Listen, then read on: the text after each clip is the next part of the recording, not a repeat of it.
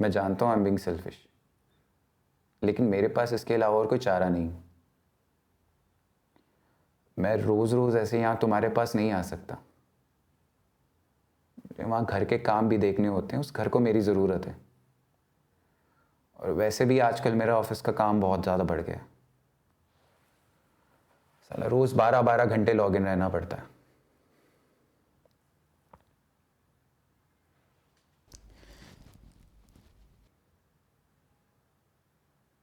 अब तुम ऐसे चुपचाप बैठी रहोगी तो कैसे चलेगा?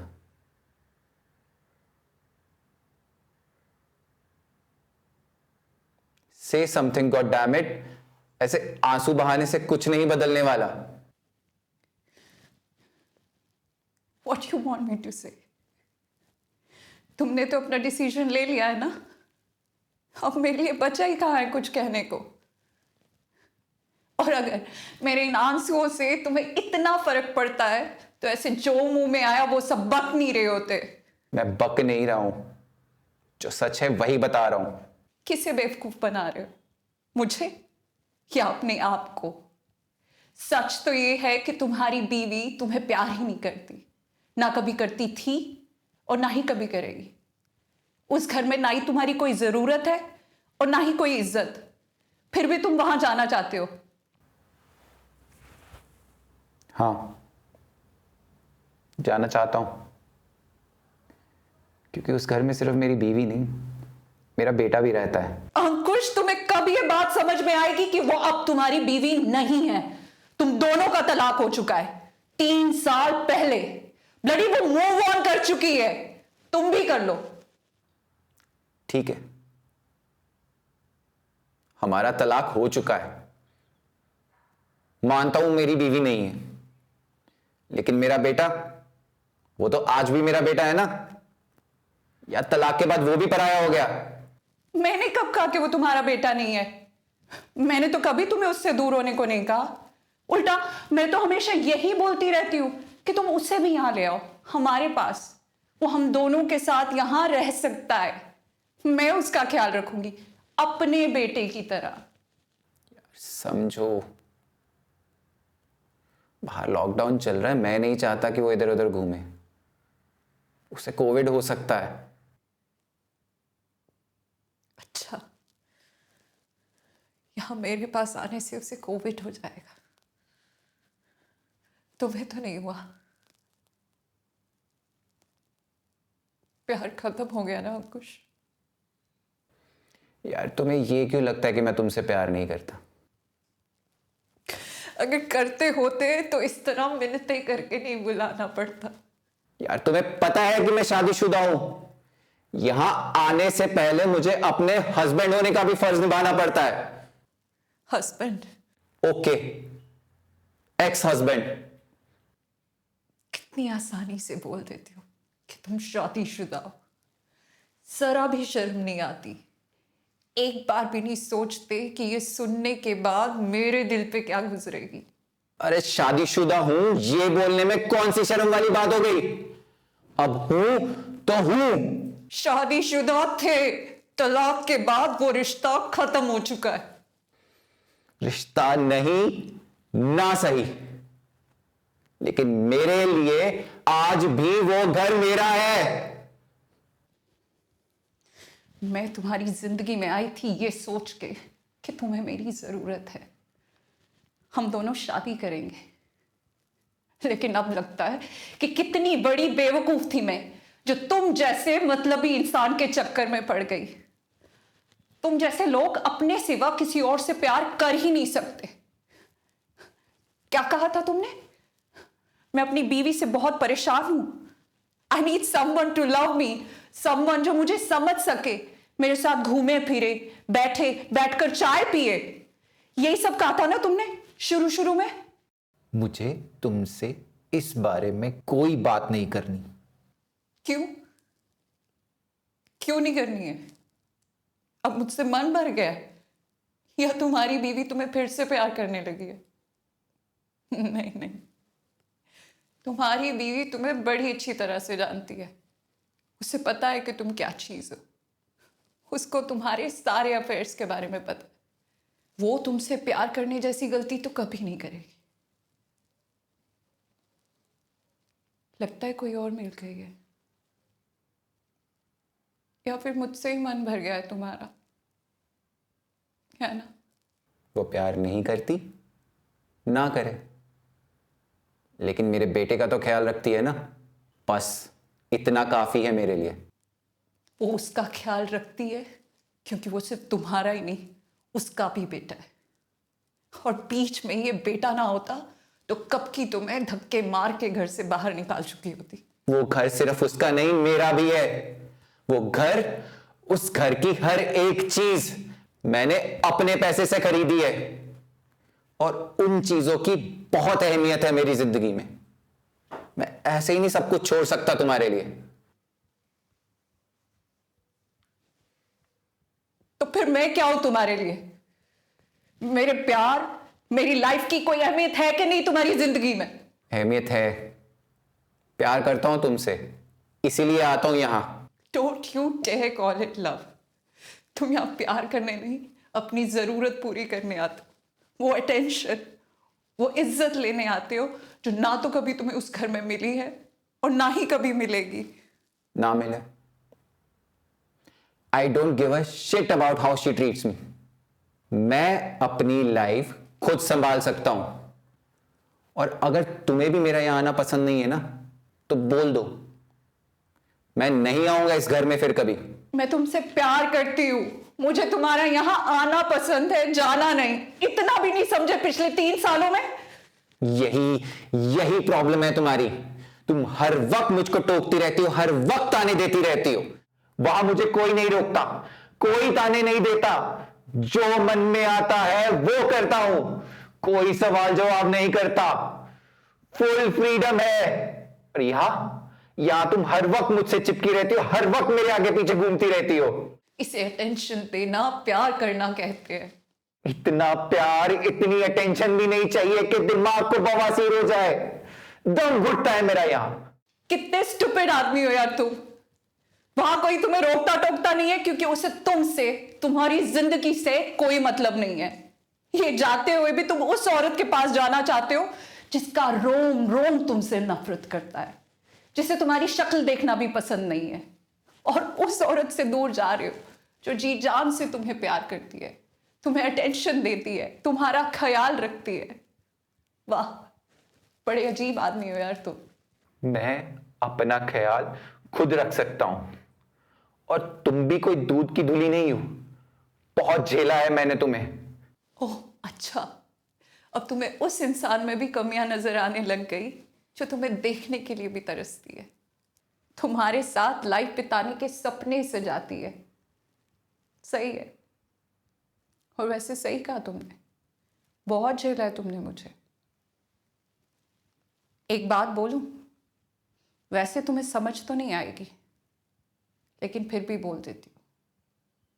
जो लोग तुम जैसे खुदगर्ज इंसान को टूट के प्यार करते हैं ना, अगर ऐसे लोगों को जिंदगी भर भी झेलना पड़े तो कम से कम दिन में 10 बार भगवान को थैंक यू कहना कि थैंक यू भगवान, जो तूने मुझ जैसे बेदिल इंसान को कोई प्यार करने वाला दे दिया। Oh please don't give me this crap. Oh, this is crap, so let me give you some more crap. Actually तुम जैसे लोग प्यार के काबिल ही नहीं होते। शायद इसीलिए भगवान बुढ़ापा आते आते तुम जैसे लोगों से प्यार प्रेम की हर बूंद छीन लेता है। दुनिया भर के ऐशो आराम वाले घर में तड़प तड़प के मरते हैं तुम जैसे लोग, वो भी अकेले। पता है क्यों? क्योंकि उस घर में ऐसा एक भी वो इंसान नहीं होता जो तुम्हें प्यार करता हो। दे दी बद्दुआ, अब हो गई शांति। यार क्या इंसान हो तुम, जो ये भी नहीं समझते इससे बद्दुआ देना नहीं, दिल का दर्द कहते हैं। तुम्हारी असली बद्दुआ तो मुझ जैसी प्यार करने वाली को खोना है मेरी जान। हो गया, अब जाऊं? आज के बाद नहीं आऊंगा इस घर में।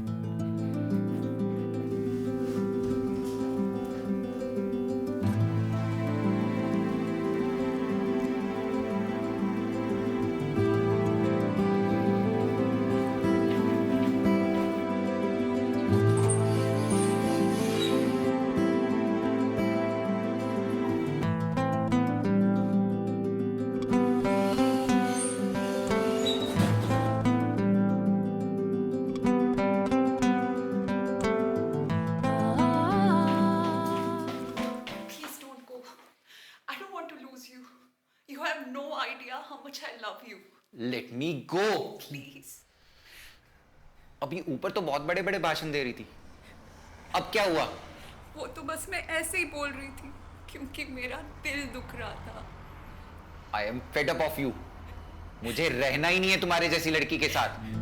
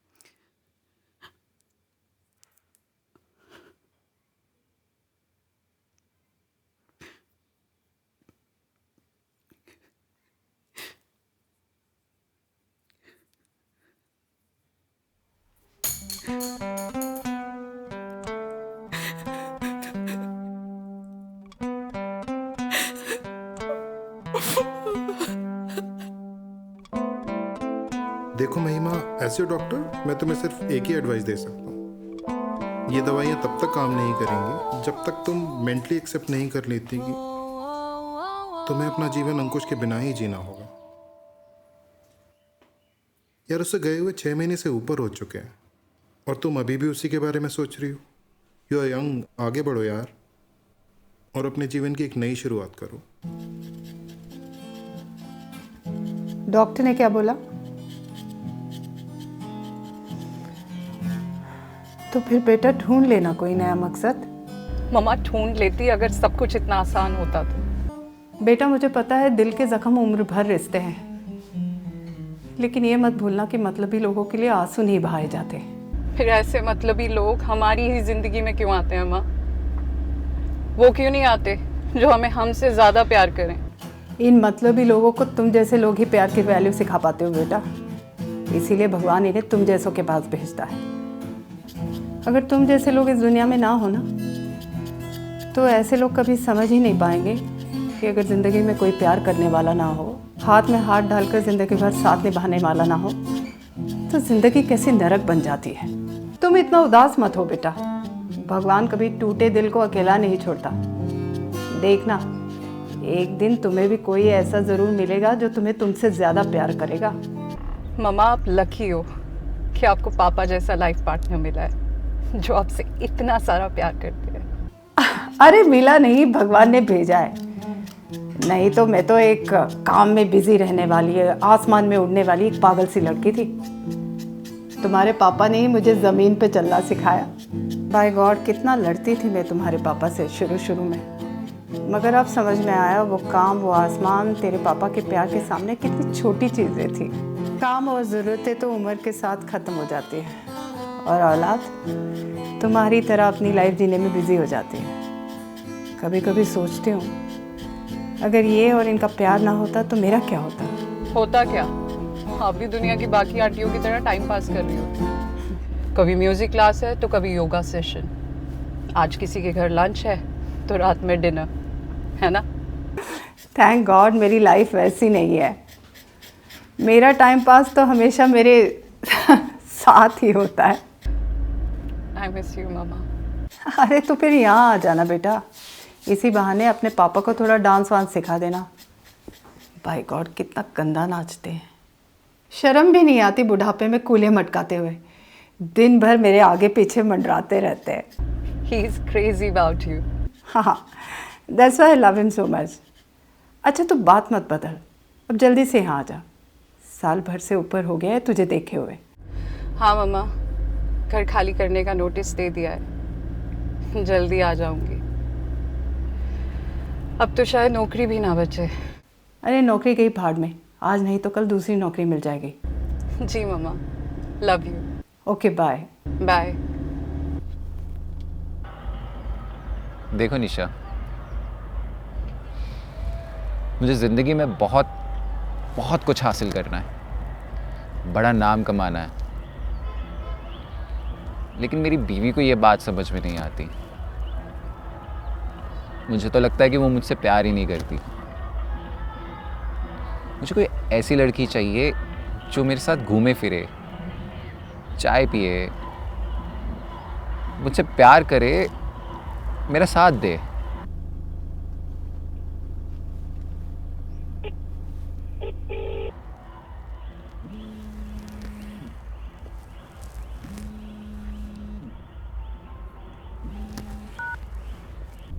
आपके द्वारा डायल किया गया नंबर अभी व्यस्त है। कोई ऐसा जिसके साथ मुझे सफोकेशन ना हो, और मुझे लगता है कि वो तुम हो। सच? अब इससे ज़्यादा सच तो मैं बोल भी नहीं सकता।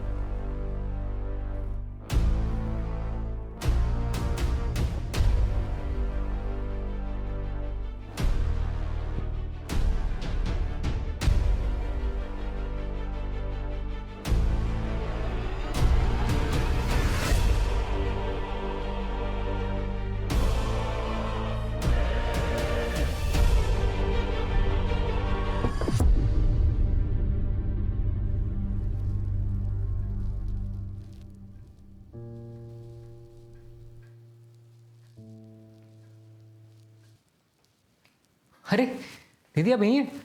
मुझे लगा चली गई होंगी। सॉरी, वो दरवाज़ा खुला था तो सीधा ऊपर ही आ गया। मैंने घंटी ही मारी थी पर शायद काम नहीं कर रही है। फिर मैंने बिट्टू भैया को फ़ोन किया, उन्होंने कहा कि चले जा सीधा ऊपर, तो आ गया। सॉरी, मैं अनूप हूँ, यहाँ का नया केयरटेकर। उन्होंने बताया था कि आज आप घर खाली करेंगी तो थोड़ी साफ़ सफाई करवाने आया था और चाबी लेने, पर सामान तो सारा ऐसे ही रखा हुआ दीदी। आप शायद कुछ ज़रूरी काम कर रही हैं, तो मैं बाद में आता हूँ फिर, ठीक है? ऐसे जाऊँगा किसी को पता ही नहीं चलेगा कि कोई था भी यहाँ पर आपके अलावा।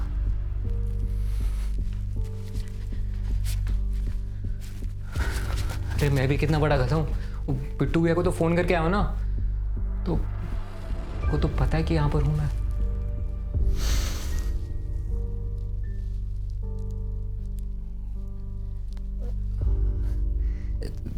दीदी आप जो करो कर लो, कोई दिक्कत नहीं है, पर मैं पूछ रहा था कि आपने वो चिट्ठी लिखी है, वो क्या कहते हैं उसे, सुसाइड नोट, कि कि मैं इसलिए मर रही हूँ क्योंकि ये सब कारण है और उसका कारण अनूप नहीं है, ऐसा कुछ। देखिए अगर वो नहीं लिखी ना तो प्लीज़ लिख दो। वो क्या है कि आप तो चले जाओगे, लेकिन फिर जब कल पुलिस आएगी, आपकी लटकती हुई लाश देखेगी और पूछताछ करेगी, तो सबसे पहले ना मैं फंसूंगा।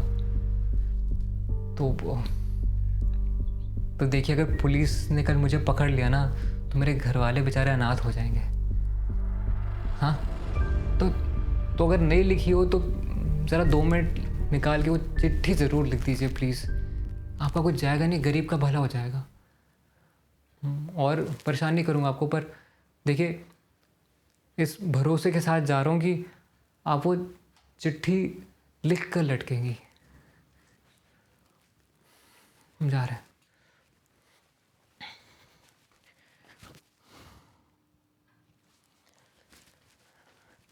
वैसे दीदी पूछ सकता हूँ कि ये क्यों कर रही हो आप? नहीं मतलब कोई ज़बरदस्ती नहीं है, नहीं बताना तो मत बताओ, पर तो वो बता दोगी तो कुछ जाएगा भी नहीं है। चलिए मैं गेस करता हूँ, ठीक है। इंसान जो है ऐसा कदम 3 कारणों की वजह से उठाता है: प्यार, परिवार, पैसा। पिट्टू भाई ने बताया था आपके परिवार के बारे में, तो देखिए वो तो कारण नहीं हो सकता। और इतने बड़े घर का किराया दे रही हैं आप, बाप रे, मैं तो सोच भी नहीं सकता दीदी। तो मतलब पैसा भी कारण नहीं है? फिर तो बुरा मत मानिएगा, प्यार? अरे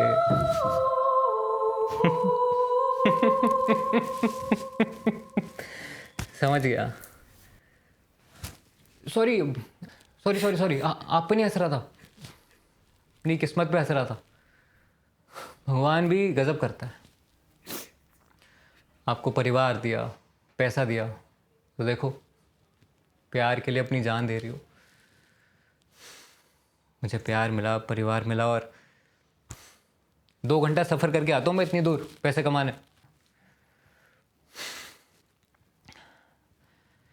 दीदी सच बताऊँ, मेरा ही मन कर रहा है आपके बगल में फंदा डाल के लटक जाऊँ। पर क्या है ना कि मुझे पता है मेरे जाने के बाद ना मेरे घर वाले टूट जाएंगे। देखिए भले ही मैं उस इंसान से नहीं मिला हूँ जिसकी वजह से आप अपनी ये जान दे रहे हो, पर इतना ज़रूर समझ गया हूँ कि वो आपकी जान के, आपके प्यार के ना काबिल नहीं है। अब देखिए मुझे ही आपकी आंखों में इतना प्यार दिख गया, और अगर उस गधे को आपकी आंखों में प्यार नहीं देखा दीदी, तो उसे तो किसी की आंखों में प्यार नहीं दिखेगा ना। वो तो जिंदगी भर भटकता रहेगा। छोटा मुंह बड़ी बात होगी दीदी, लेकिन आप जियो या मरो उसे कोई फर्क नहीं पड़ने वाला। उसे तो ना भगवान ही लाइन पर लाएगा। मैं बता रहा हूं, ये मैं ऐसे ही नहीं बोल रहा, एक्सपीरियंस से बोल रहा हूं दीदी। कॉलेज में मुझे भी बहुत बड़ा धोखा मिला था। मैं तो चला भी गया था ट्रेन की पटरी पर जान देने, ट्रेन आई भी, पर ड्राइवर ने पहले ही रोक दी। उतरा 2 चांटे लगाए मुझे, तब समझ आया कि कितनी बड़ी बेवकूफ़ी कर रहा था मैं। और आज देखिए इतना प्यार करने वाली बीवी मिली है मुझे। दीदी भगवान सबको दिल देख कर लोग देता है, उसको तो कोई उसके जैसी मिलेगी, पर आपको ना आपके जैसा प्यार करने वाला कोई ज़रूर मिलेगा। तो मैं क्या कह रहा था कि अब आ जाइए नीचे फिर, मतलब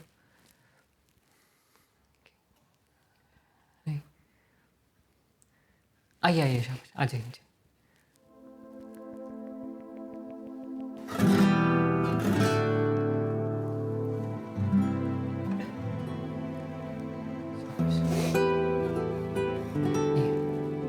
आराम से आराम से आराम से आराम से।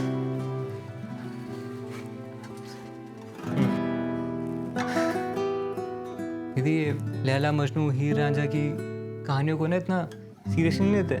वो तो क्या है कि वो दोनों एक दूसरे से प्यार करते थे तो जान देने का कोई मतलब ही था। हाँ आज तो पूरी दुनिया मतलब ही हो गई है। जब तक मतलब बनता है ठीक है, नहीं तो तू कौन मैं कौन। तो पैकिंग कर लेते हैं। ये सबसे पहले इसको पैक करते हैं। एक सेकेंड, सबसे मनोज चीज यही है।